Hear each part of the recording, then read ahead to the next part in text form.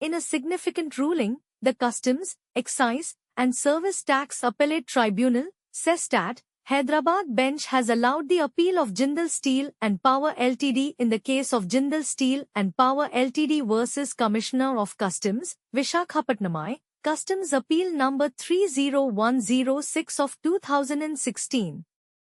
The tribunal held that Chinese coke breeze imported by the appellant qualifies as metallurgical coke and is entitled to exemption under S.No.125 of Notification No. 12/2012 CUS dated 17 March 2012. The case revolved around whether coke breeze, used in the sinting process for steel production, could be classified as metallurgical coke.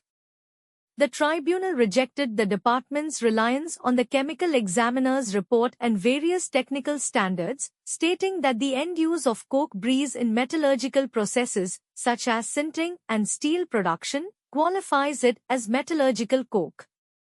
The tribunal emphasized that the exemption notification does not restrict the definition of metallurgical coke to blast furnace coke alone. The tribunal also referred to the judgment of the Hobbieli Supreme Court in CCE, Bolpur vs. Ratan Melting and Wire Industries, 2008, 231, ELT 22, SC, and clarified that circulars contrary to the law are non-EST.